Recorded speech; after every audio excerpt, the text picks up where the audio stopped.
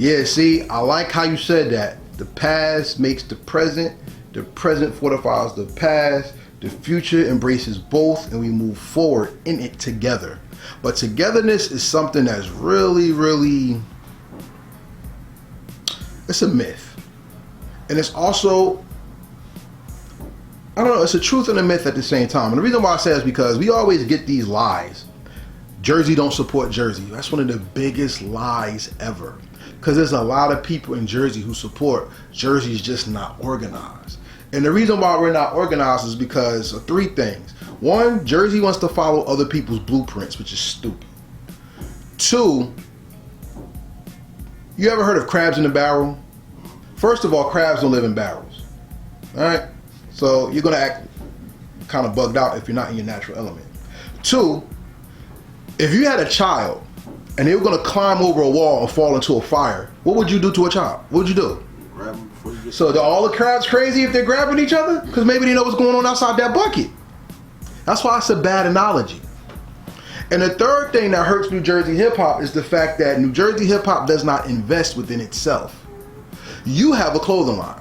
Tell me why it's important for an artist to have a brand and have music out at the same time. more than one stream of revenue. Talk about it. Because these days, right now, it's not like how it was when you. A lot of people, they gassed off of, oh, I got 10,000 streams. Okay, that's $20. No, it's not. Depending on where they streaming at. You don't handle it right. Shoot. Somebody told you a lie. Because some of them streaming sites, from what I've been reading, is like not even a whole penny for a stream. Ooh, should I show him? Talk to him. Coming soon. Go ahead, I'm listening. Go ahead, though. But what I'm saying is, it's like you gotta have multiple sources of income. That's right. You gotta invest, pretty much, because you can't depend on just music to make a living nowadays. Steve, what does that mean to you as an artist? Because your generation means so much to me, because you're not only the veins that carry the lifeblood of the culture, you're also systematically becoming the system that contributes to the harmony of this culture as well. And what I mean is this: if you artists of today don't understand the responsibility of being an artist and having a lifestyle off your artistry, you're going to lose the art faster than what it was built. So how does the income, the revenue, the investment, the fortifying of culture mean to you as somebody who does music and who does it not only as a living, but as a hobby that can turn into a living as well? That might be the toughest one. You ain't started yet. So far then. But I would say, I mean, I would bring it back to, like, again, I got shout out my pops. He put me on the game. Like, shout out to Pops, yeah. Yo. But the way he told me, like, when I was just a teenager, just starting, like, he told me straight up, your music, especially if you sign to a label, because, like, when I was a teenager, like, the concept of being independent wasn't really talked about like that yet. You'd be surprised. I mean, it wasn't as like mainstream, because a lot of people say they're independent, they're not really independent. You know, it happens, but like the concept wasn't. It was still, you know, abstract. It was still something that was like, when I was still coming up, like people were still saying like, yo, you got to get signed to a label, all that stuff. You know, it could help. But he would always tell me, like, you sign to a label, you got to understand, depending on your deal, whatever money they give you is a loan. Say that again. It's a loan. It's a loan, you know. And everybody be spending money. They spend their advances on like cars and all that. And I'm just like, what about studio time? What about how you gonna put the single out? You know, like, what's up with that? You know.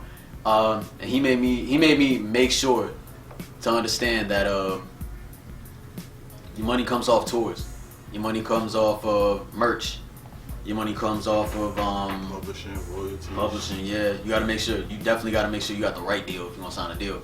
But he tried to educate me on the concept, because especially back in the 90s, like, nobody really knew, you know. And if they did know, they found out later on, you know. You know what's funny? I think people knew. It's just that the people that knew did other people who didn't know dirty instead of helping each other out. Facts. Check this out. You my witness, okay?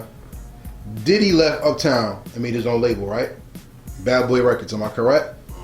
So Bad Boy was a record label funded through Jive Arista, which is Clive Davis. So he knew the game. Is it not still stated that Diddy signed people to some of the worst deals ever?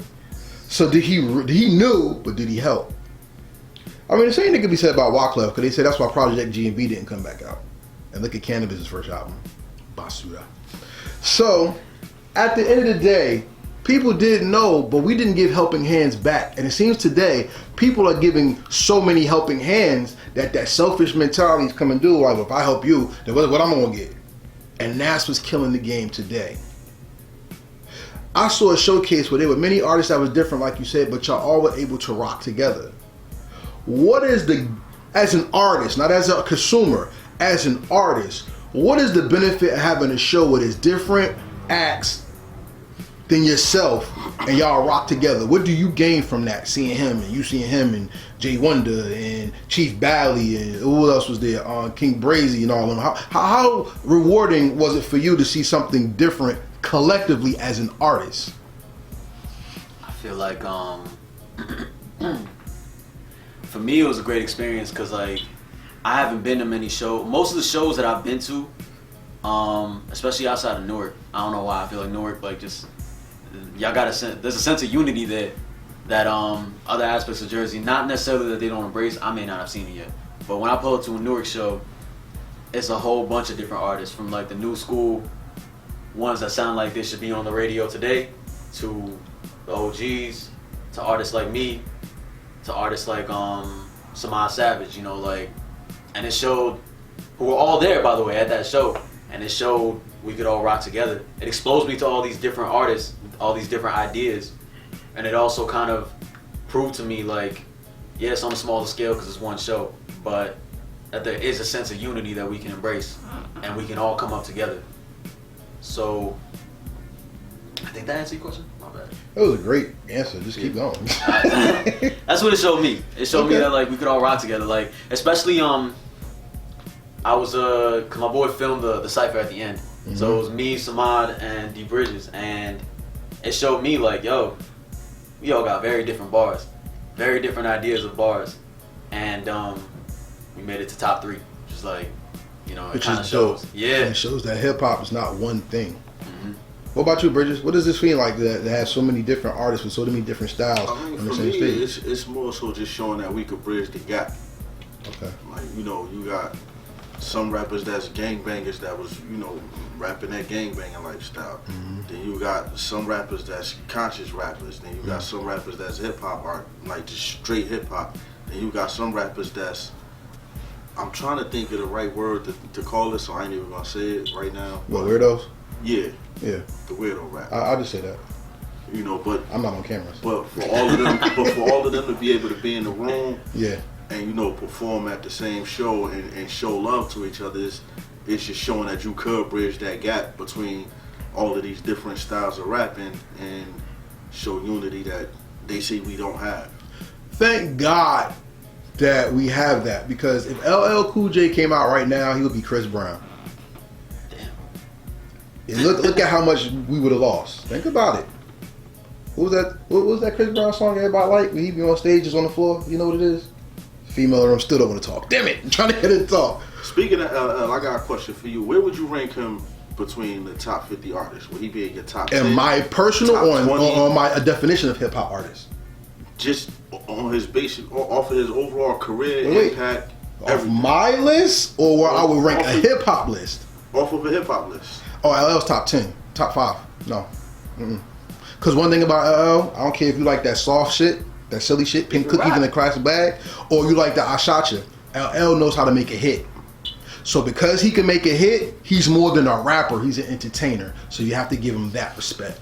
Now, I only ask that because I had this argument all the time. People tell me he's top 30. And I'm like, yo, he got to be at least, if not top 10, top 15. But remember, you got to ask them, is that their personal list? Because in my personal list, I'm not an LL fan. But in the hip-hop list, LL is definitely top 5. Like I'm not a big Tupac fan. But Tupac in the hip-hop, man, Tupac is way up there. He's way up there. You know what I'm saying? It's number one, man. Number one to you? Hell yeah. I think this will be the next part of the interview. Stay tuned.